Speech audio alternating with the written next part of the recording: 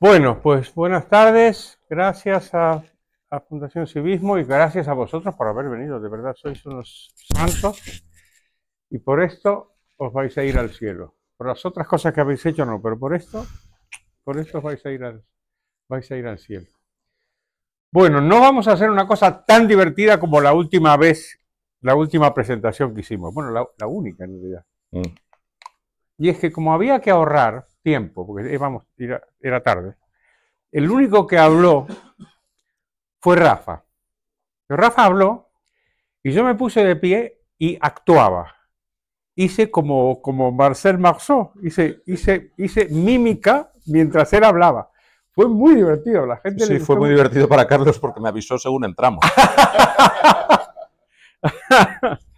Bueno, pues dejadme que os hable un poco de este libro que otra vez edita Marcelino Losúa y Lead Editorial. Yo hice este libro básicamente porque nadie se le había ocurrido antes. Hay muchos libros sobre liberalismo, muchísimos, y me he leído muchos, no como Paco Cabrillo, que se los ha leído todos, pero yo me he leído muchos, y son libros generalmente grandes, algunos quizá más pequeños, pero ninguno así, ninguno de esta forma. Y antes de explicar por qué lo hice y los problemas que tiene el liberalismo en las greguerías, dejadme que os cuente, como somos muy pocos y amigos, una verdadera intimidad. Y es mi relación con el dibujo. ¿Por qué estoy aquí con mi querido amigo Rafa Sañudo? Y es por un trauma infantil. Porque yo dibujaba muy mal. Muy mal. Y tenía un profesor de dibujo en mi colegio en Buenos Aires, el colegio Cardenal Newman, y el profesor de dibujo era Enrique Sienkiewicz, para los alumnos, el polaco.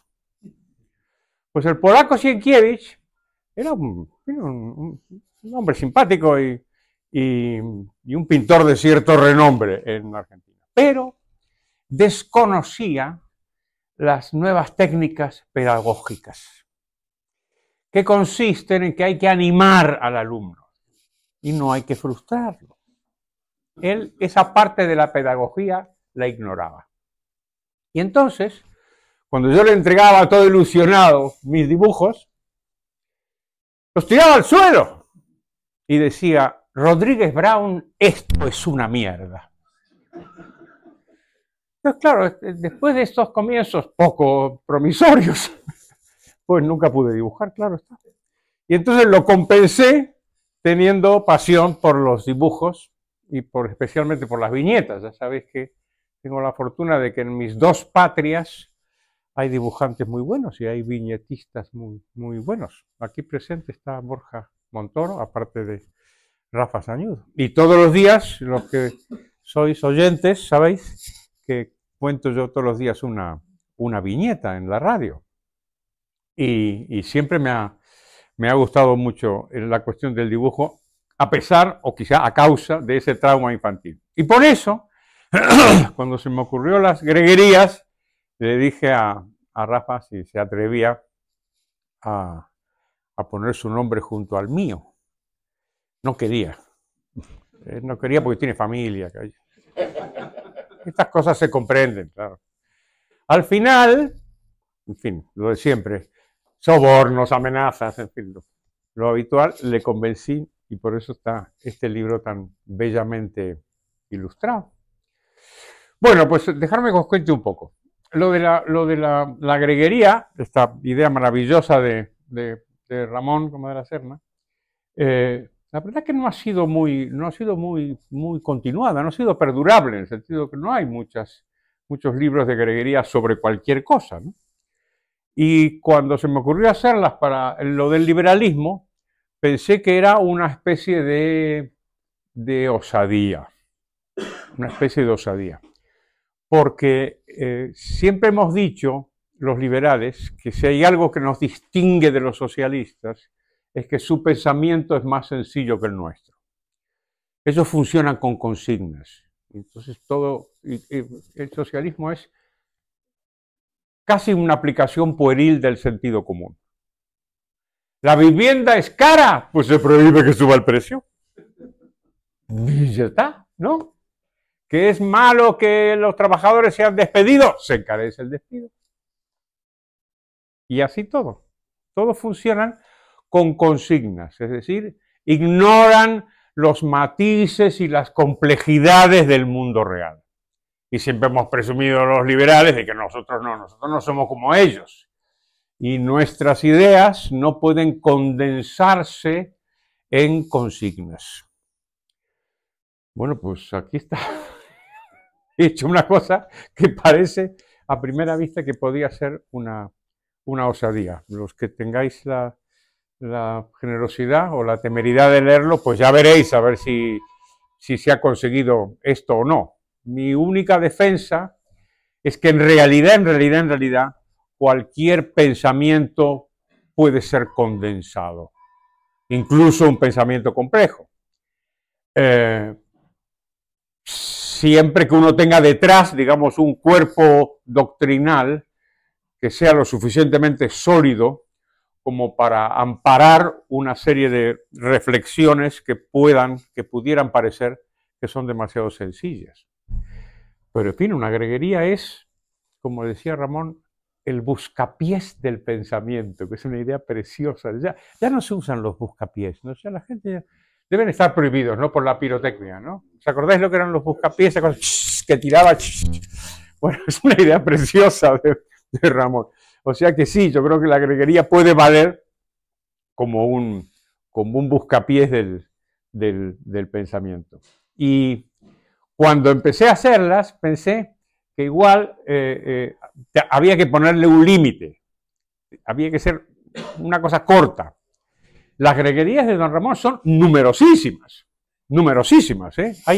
Hay muchísimos. Don Carlos no ha sido lo mismo sin usted.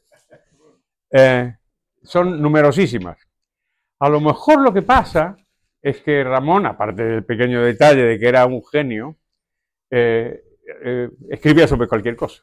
Entonces tenía pues muchísimas greguerías porque estaba todo el tiempo mirando la realidad y claro, la realidad es infinita y por lo tanto tenía muchísimo material.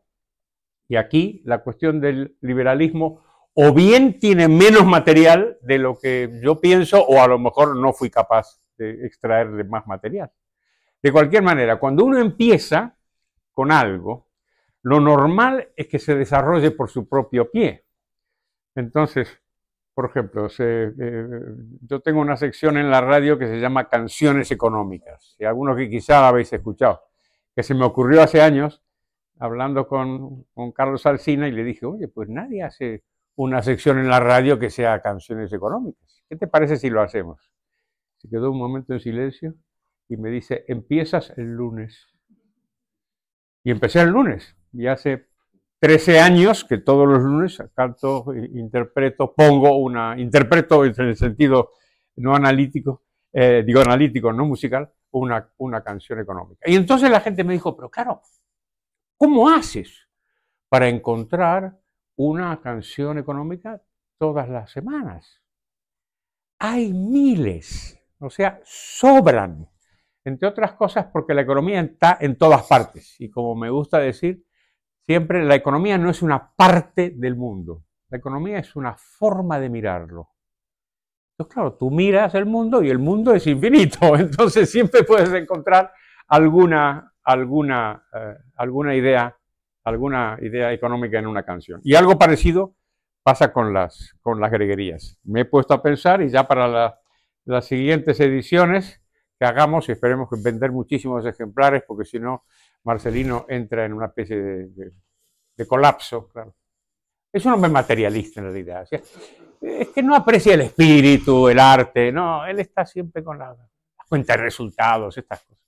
Bueno, pues esta era la idea, y este es el libro.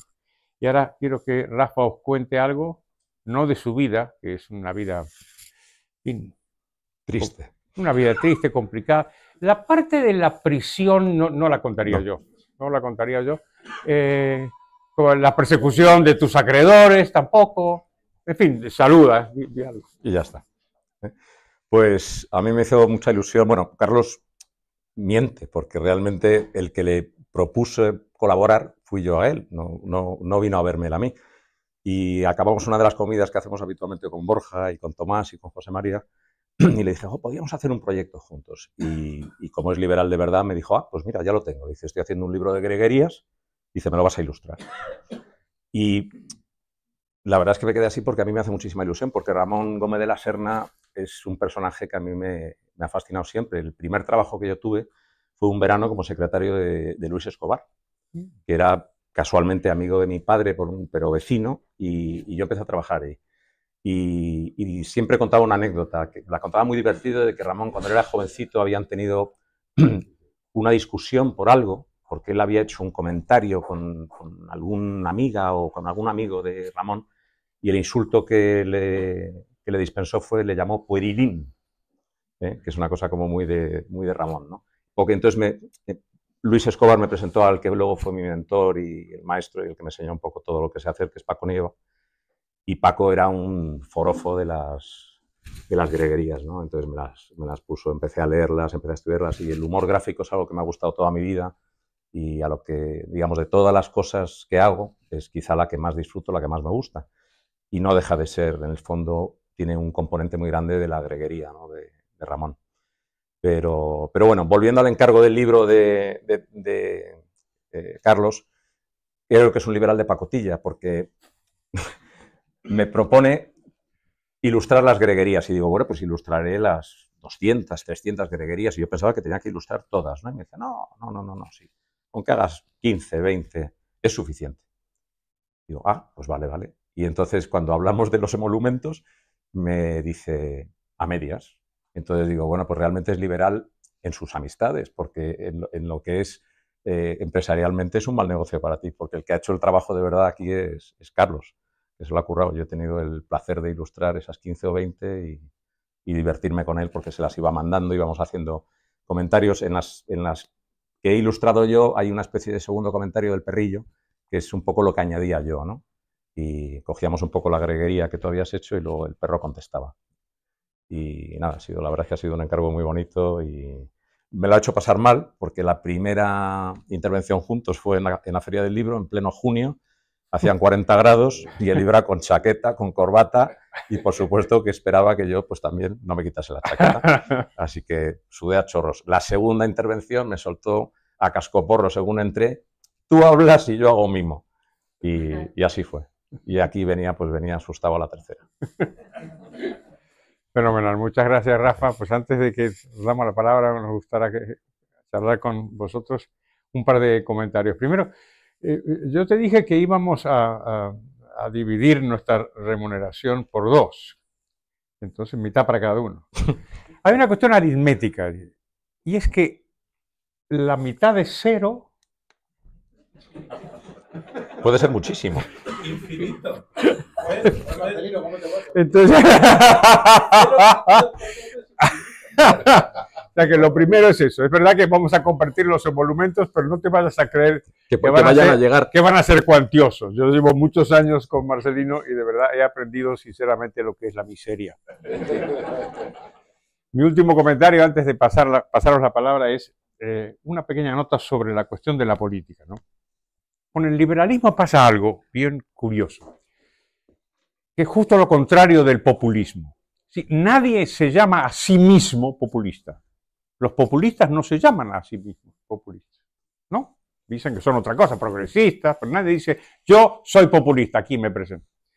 En cambio, con el liberalismo pasa lo contrario. Y no hay nadie, salvo gente muy de los extremos, que se defina orgullosamente como antiliberal. Todos dicen que son liberales. Y desde luego en la izquierda, muchísimos. Le suelen añadir algún adjetivo. Por ejemplo, dicen que son liberal progresista. Es una cosa que siempre me llama la atención. ¿Cómo puede ser progresista el que quiere que se coarte la libertad de la gente? Pero en fin, la cuestión de la transversalidad del liberalismo a veces no se comprende. Y se interpreta el liberalismo como si fuera una cosa de derechas. Hace algún tiempo en el pasado igual se interpretaba al revés. En realidad, a los liberales no nos importa nada esa división. Nos es indiferente. A mí que me suba los impuestos Rajoy o que me los suba Pedro Sánchez, ¿qué más da? ¿No? Es decir, exactamente qué más da, ¿no? Y tenemos, para avalar esta idea de la transversalidad, dos referencias maravillosas, una de un gran pensador y otra de un gran dibujante, ambos españoles. Y con esto termino y os doy la palabra. Y es Ortega y Gasset y Mingote. Y los dos dijeron más o menos lo mismo. Ortega era un tipo muy curioso porque tenía un elegante donaire y te soltaba unos mandobles, te dejaba tiritando. Uno de ellos sobre esto.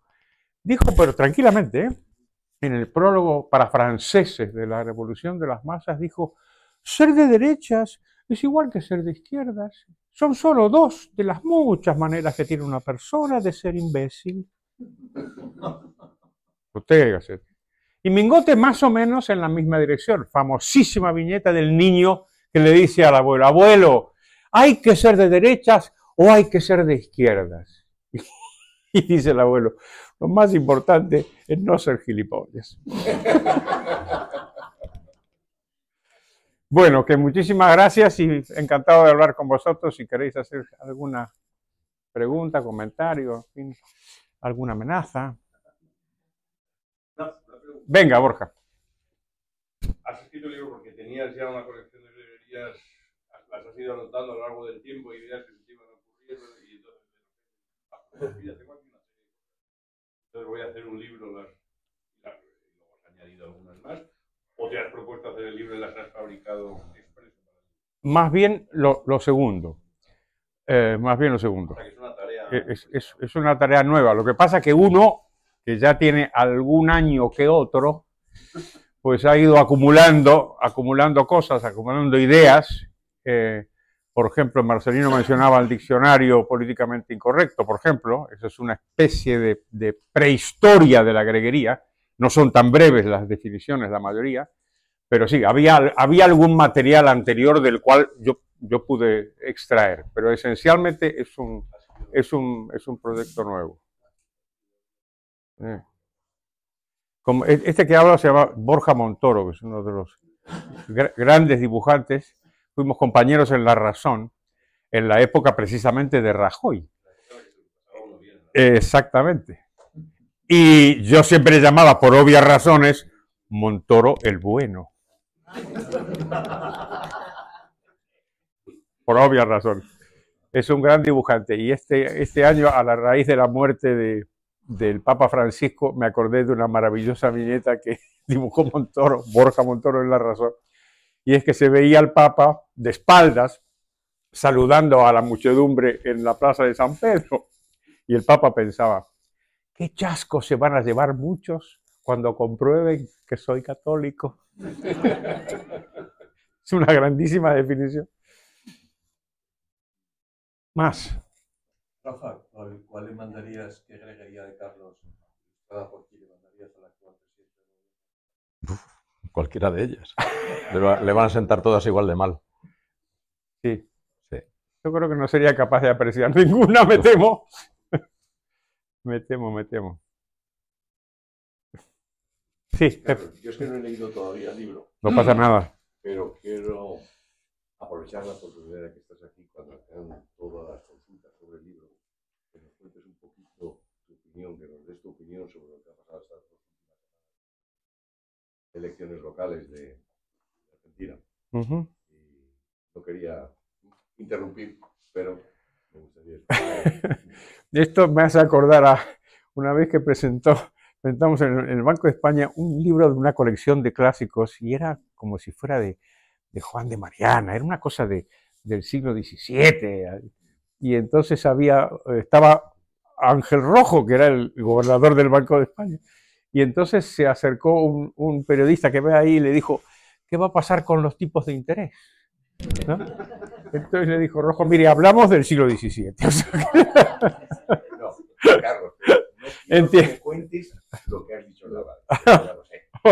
Quiero que me cuentes tu... Vamos a ver, lo de Milei es un caso bien interesante. Por cierto, hay un libro estupendo de la editorial Lid que se llama El pensamiento de Milei. ¿Lo tenemos ahí? y está a un módico precio, se puede comprar. Pero voy a hacer un resumen porque tiene que ver con la pregunta de Pep, ¿no? Cuando gana Milei las elecciones, se produjo algo extraordinario en los liberales, que de pronto dijeron, Dios santo, este tío piensa como nosotros. Y le han votado, tú.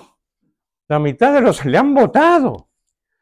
Y es un hombre que hablaba y tenía un discurso que era completamente liberal, pero una cosa verdaderamente llamativa.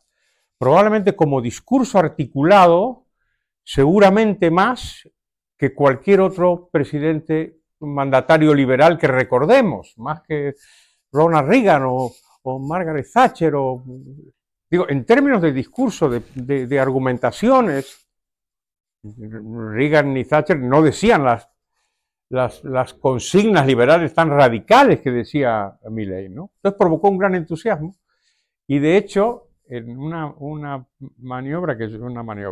decisión que yo creo que fue precipitada, el Instituto Juan de Mariana le entregó el año pasado el premio Juan de Mariana a Milei. ¿Estuviste, Paco, tú? ¿No? Fuera de España, no pude ir. Y ese es un premio que se da a gente vieja, porque es un premio a la trayectoria, es una trayectoria liberal, ¿no? Y nunca se había dado a un político en activo. Pues se le dio y vino Milei y había un entusiasmo desbordante por parte de muchos, ¿no? No así de mí. Porque yo creo que lo que hay que tener es mucho cuidado con los políticos, en general, pero también con los políticos que nos gustan. Por ejemplo, ¿qué es lo último que ha pasado? Corrupción. Oye, yo eché un vistazo al libro de Lord Acton que dice Power tends to corrupt, ¿no? El poder tiende a corromper. Y después miré a ver si había una nota al pie que decía el poder de los otros. El poder tiende a corromper. Y cuando decía Jefferson, que eso parece que es mentira, la famosa frase de que el precio de la libertad es la eterna vigilancia, es la vigilancia sobre todos, ¿eh? Sobre todos. Entonces, yo comprendo la alegría porque haya un político que defienda nuestras ideas, yo estoy encantado. Pero de ahí al entusiasmo desbordante que plantearon muchos liberales, yo tendría un poco de cuidado. Entonces, en el libro, me cuido, hablando de cuidado, hablo muy poco de su personalidad, que daría para varios tratamientos psicoanalíticos, y hablo muy poco de sus medidas. Simplemente señalo dos. Una, que fue buenísima, y es que liberalizó los alquileres. Los alquileres en Argentina, para que os deis una idea, venían a ser más o menos el régimen como el de Ada Colau en Barcelona. Todo estaba regulado, todo prohibido, todo, y obviamente no había pisos en alquiler, una cosa elemental. Y este hombre lo liberalizó, y además, como los alemanes después de la Segunda Guerra, de la noche a la mañana, overnight. Dijo, a partir de mañana, todos los contratos de alquiler en la Argentina son libres y se pactan en cualquier condición, en cualquier moneda, y fue un resultado extraordinario. Y entonces empezaron a salir los pisos por debajo de las piedras, claro. Muy bien estuvo eso. ¿Qué es lo que estuvo mal? Lo que estuvo mal, lo peor de todo, creo yo, es lo que está haciendo con el tipo de cambio. Está utilizando el tipo de cambio como ancla antiinflacionaria. Esto es peligrosísimo. Por eso, si vas a la Argentina ahora, que no os aconsejo, pues si os tomáis un café en el Café Tortoni, en la Avenida de Mayo, pues os va a costar lo mismo que en la Quinta Avenida de Nueva York o en Champs-Élysées de París. Y está lleno de argentinos que viajan porque les resulta barato ahora. Esto se ha probado varias veces en Argentina y siempre ha salido mal. Siempre. Y termina en un estallido inflacionario.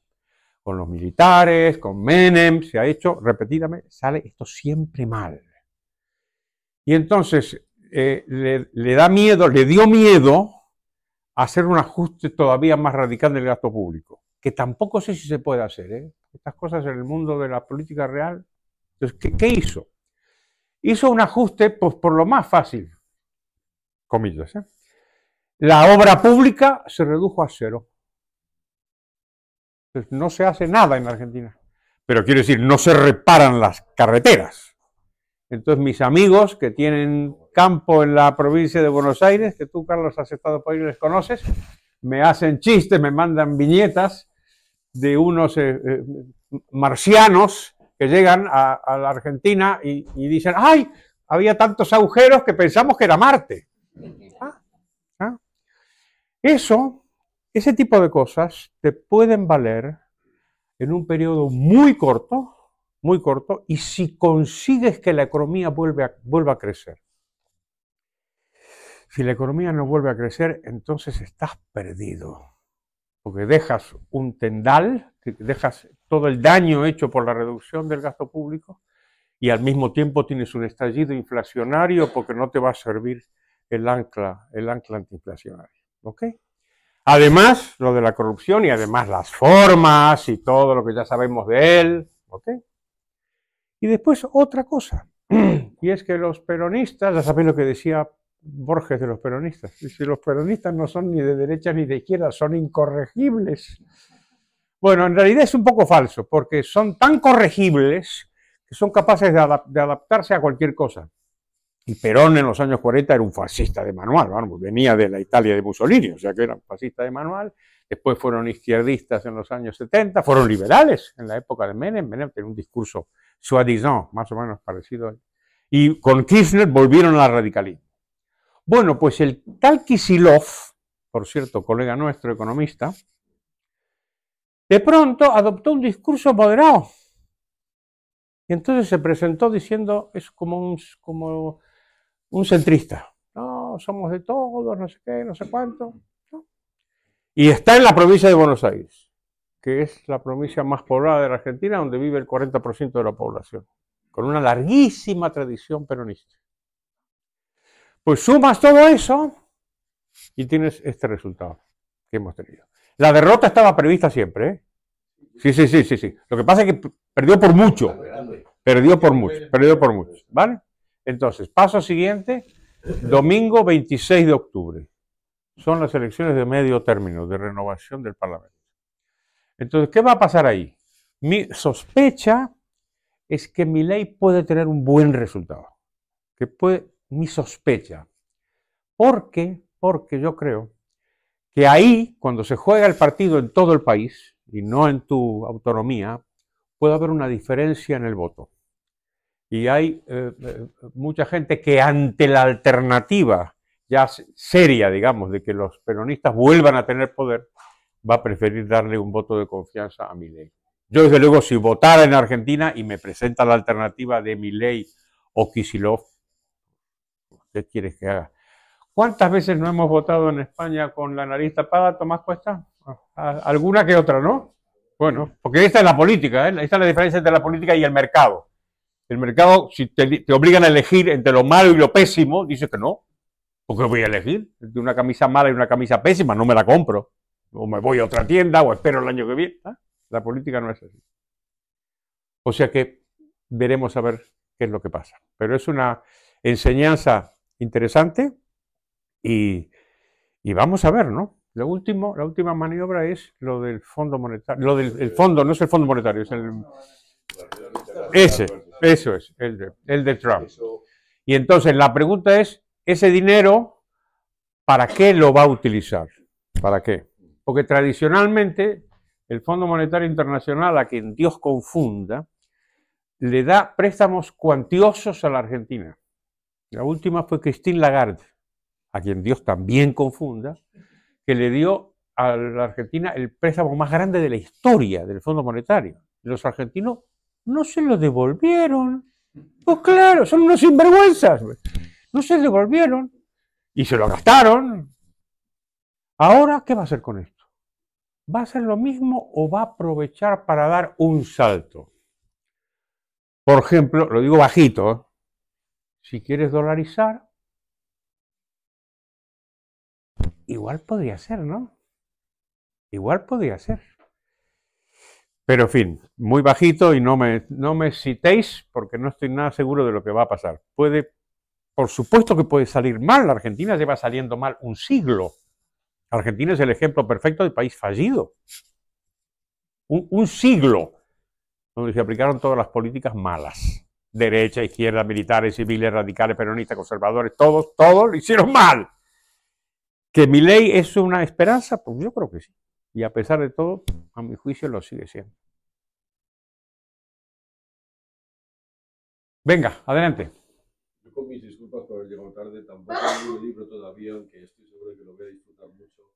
Quería plantearos, en estos tiempos en los que parece que la libertad de expresión peligra o está en riesgo, y no solo ilustrador, autor, también editor, ¿teméis o sería una medalla el que fuerais censurados? Ojalá. O demandados. A ver, ¿qué dice Sañudo? Yo. Digo porque la policía le ha perseguido más a él que a mí. ¿Para qué? Vamos a ver. Cuenta un poco. No, lo importante es que hablen de uno, ¿no? Aunque sea bien. ¿Lo dices en serio? ¿En qué sentido? La piel, o sea, tanto peligra la libertad de expresión como la piel ahora es muy fina. Y la demanda, o sea, no lo sé, pero veo los trabajadores, Hacienda, muchos se pueden sentir el feminismo, muchos se pueden sentir muy aludidos. Y en eso de hacer ruido, no solo que se hable de uno, aunque sea bien, sino voy a saltar a la palestra a hablar mal de estos, a atacar a estos, a coartar esa libertad de expresión o querellarme con alguien. ¿Sería un problema, señor editor, señor ilustrador, señor autor? Yo creo que nadie se ríe, porque es bastante sutil. No sé, Rafa, ¿qué te Bueno, parece? yo creo que la libertad de expresión en los tiempos en los que vivimos en España es que va en una sola dirección. O sea, tienes libertad de expresión si estás en un lado y en el otro parece que directamente, o sea, se ha pasado del 0 a 100. O sea, es que si no estás en esa línea, pues automáticamente ya salta la palabra fascista, pero con cualquier tema que toques. O sea, ya está como muy normalizado el... Sí, mi experiencia es que va por otro lado, en el sentido de no se trata de la persecución, ¿sí? Se trata más bien de la ignorancia. ¿Sí? Simplemente te dejan de lado. Creo, ¿eh? Porque en el fondo, no lo sé, a ver qué piensa Tomás, pero digamos, ¿qué sería? A ver, te pongo un ejemplo. ¿Qué sería para nosotros, por ejemplo, que escribiera una reseña en el Babelia, en el suplemento literario del diario El País, una reseña crítica sobre este libro? A mí me encantaría. Claro. No va a pasar. De la misma manera que es muy difícil encontrar un solo libro liberal reseñado en el diario El País. Simplemente se ignora. ¿Qué dice Tomás? No es que el país no...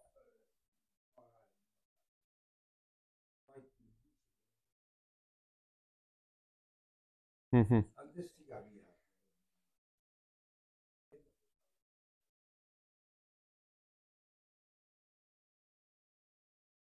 Materia de...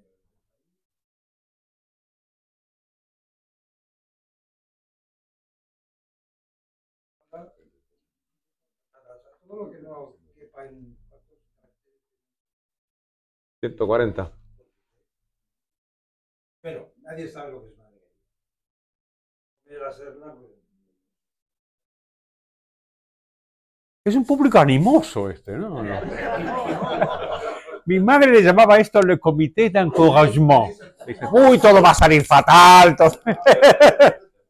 No va a salir fatal, pero esto es un lujo, esto es echarle... Te lo pongo desde otro punto de vista. Fíjate, la cantidad, las oportunidades y las ventanas que existen en las sociedades democráticas para manifestar tus ideas. Lo digo porque en los liberales pasaba, sobre todo en los viejos, que tenían la estética de la catacumba. O sea, siempre estaban así. Me acuerdo de Juan Marcos de la Fuente, ¿te acuerdas de él? Que hacía unos libros liberales preciosos, entre ellos algunos míos, y con unas tapas duras y un gramaje, un papel Yo le decía, pero Juan, pero si estos libros son carísimos, ¿por qué? ¿Por qué haces eso? Y dice, total, nadie lo va a comprar. ¿Está?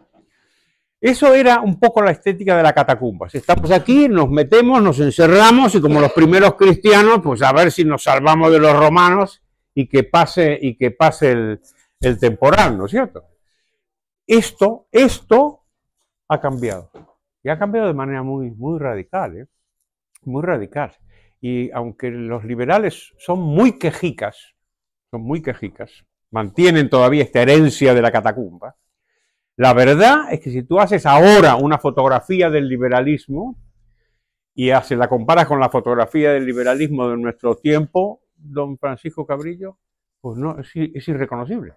O sea, hay muchísimas más voces liberales en muchísimos medios. Es una cosa que antes era impensable. Hay editoriales que publican libros liberales, institutos, think tanks, hay un... Digo, yo creo que lo que más define,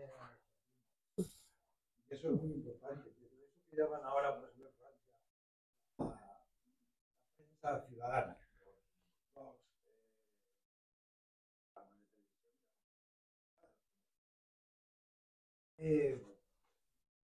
Están haciendo que salen del camino. La fuerza que tiene ahora, bloguera americana que el presidente de Francia tenga que ir a demostrar que una señora desde su casa un ordenador de Francia, que es el ejemplo más poder del mundo durante 4 años. Eso sí que cambia todas las cosas. La cuestión del... En España aún no hay, pero bueno, ya, es verdad que ya la digital ha tomado.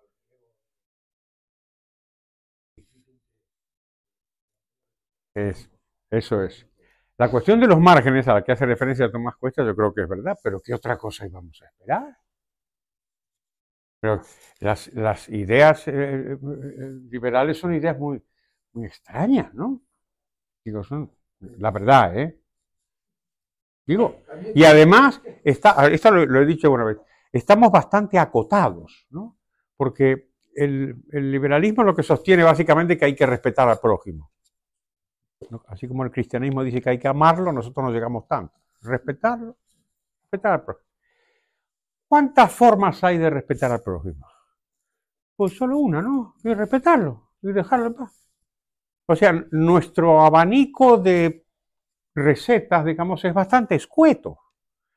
Ahora imaginemos a los socialistas, que lo que quieren es no dejarte en paz. Las formas de no dejarte en paz son ilimitadas. Y siempre podemos encontrar algún motivo para no dejarte en paz. La igualdad, el cambio climático, lo que quieras. Entonces estamos en un rincón.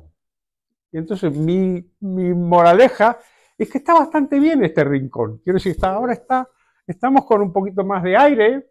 A veces llegan a la política gente como mi amigo Carlos Espinosa de los Monteros, que tiene unas ideas liberales.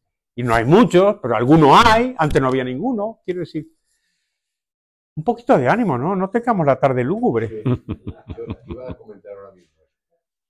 Dime. Que la última idea es esa parte, diría yo, negativa o que expresamos, ¿no? O pesimista más que negativa. Pesimista de la a la hora de defender las ideas. No somos tan agresivos en el... No, lo que iba a sugerir, porque después se van a poner los a veces se puede unificar las preguntas que haya para que hagan un turno. ¿A qué hora quieres terminar? Por ejemplo, ya. Muy bien. Muy bien. Pregunta, ¿el pesimismo es una? ¿La otra? Me manda el libro. Si lo habéis mandado, ¿crees que lo han leído? Si lo han leído, ¿crees que lo han entendido? Y por supuesto, ¿crees que van a aplicar algo? A Rue 13 del Percebe. Ese sí que es optimista. La duda de todos, ¿no? O sea, ¿qué va a pasar? Yo creo que sí. Lo que va a pasar lo sabemos todos. Yo creo que sí, que le hemos mandado a políticos del Partido Popular. Yo creo que sí. Yo creo que sí, sí, sí. Sí, yo creo que le hemos mandado, sí, sí. ¿Alguno? Bueno, Esperanza Aguirre, que no está en activo. Rocío Albert, la discípula de Paco Cabrillo, que es la consejera de Economía de la Comunidad de Madrid, se lo hemos mandado y me ha contestado, me ha dicho que se lo estaba leyendo en la playa. Bonito, bonito. O sea que sí. ¿Y que lo van a aplicar? Pues no creo, ¿no? Pero, oye, en relación con eso, si tenemos alguna experiencia de esto que se hablaba de silencio. Recordaba cuando hicimos una cosa sobre la economía de Cataluña en caso de independencia. Se estudió el sistema monetario, y lo presentamos en Barcelona. Piensa, estos me van a pegar. Ojalá nos hubieran pegado. No nos pegó nadie.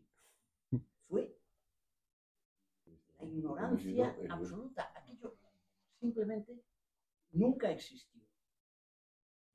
Gabriel Tortella, que hizo aquello sobre la experiencia, sobre el proteccionismo catalán, sí. Le dije a Gabriel, oye, esto te van a criticar en Barcelona. Y dice, no, nadie critica esto. Eso no existe, porque si lo critica, existe. Claro, eso es. Oye, Carlos, una pregunta antes de terminar. Sí. Sobre la greguería. Literaria o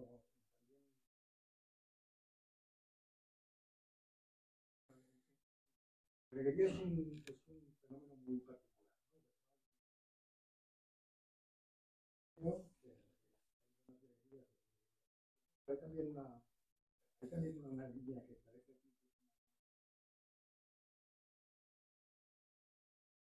una línea más corta. ¿Cómo llegas tú ¿cómo llegas así? Es un proceso de síntesis, es un proceso que intenta poner en cuestión ciertas cosas.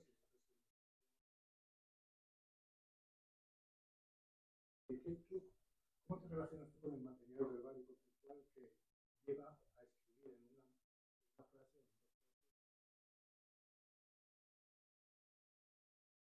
Pues esencialmente con una noción de que hay una idea y hay una limitación de espacio. O sea, tiene que ser verdaderamente corto. Entonces, una idea corta, una idea, o sea, tiene que haber una idea. Tiene que ser corta y además tiene que llamar la atención. Tiene que ser chocante. Entonces, son estas tres cosas que intento combinar. A veces, como tú dices, más que greguerías, algunas pueden parecer aforismos, por ejemplo, ¿no? Entonces, yo comprendo que hay una zona gris que se manejan, pero esencialmente son esos tres ingredientes. Antes de que me olvide, le quiero decir algo sobre lo del pesimismo. El pesimismo tiene una prensa buenísima, porque si tú eres de verdad pesimista, siempre van a creer que eres un gran pensador. Para ser un gran pensador hay que ser pesimista, hay que ser un coñazo, y si encima eres confuso, entonces ya tienes garantizado el panteón de los pensadores más ilustres. Pero me encanta eso, porque es una norma, y es una norma además bastante antigua. Ya Adam Smith se burla en el siglo XVIII de esos moralistas, lo voy a citar textualmente, esos moralistas quejumbrosos y melancólicos que perpetuamente nos reprochan que seamos felices. ¿No? Pues, entonces el pesimismo, me acuerdo que había dos tíos, eran extraordinarios, me encantaban. Uno era colega nuestro, un economista que se hizo escritor, San Pedro, José Luis San Pedro. Y el otro era fantástico, era Saramago, portugués. Bueno, encima ya portugués. Bueno, se juntaban los dos. Bueno, y yo estaba entonces hace 1000 años, estaba en la cadena SER, en el programa de Iñaki Gabilondo. Los adoraban, o sea, nada les gustaba más que estos dos tíos. Y les preguntaban, ¿qué tal? ¡Uy, qué mal va todo! ¡Uy, qué... Bueno, pues el pesimismo es incorrecto y además es liberalmente, en términos liberales, muy peligroso. ¿Por qué? Y porque te bloquea. El pesimismo te bloquea, porque si no hay nada que hacer, si ya estamos... Si veis los mensajes, la retórica antiliberal siempre va por el pesimismo, la urgencia. ¿No habéis visto que ya no se habla de cambio climático, sino de emergencia climática? La clave es la emergencia. ¿Por qué? Y porque en una emergencia no vengas con tonterías que tu libertad y tus derechos. Estamos en una emergencia, hombre. Claro, que el barco se hunde, no digas tú que vas a ir a la biblioteca. No, hay que ir a los botes salvavidas, ¿entiendes? ¿Terminamos? Señores, muchas gracias.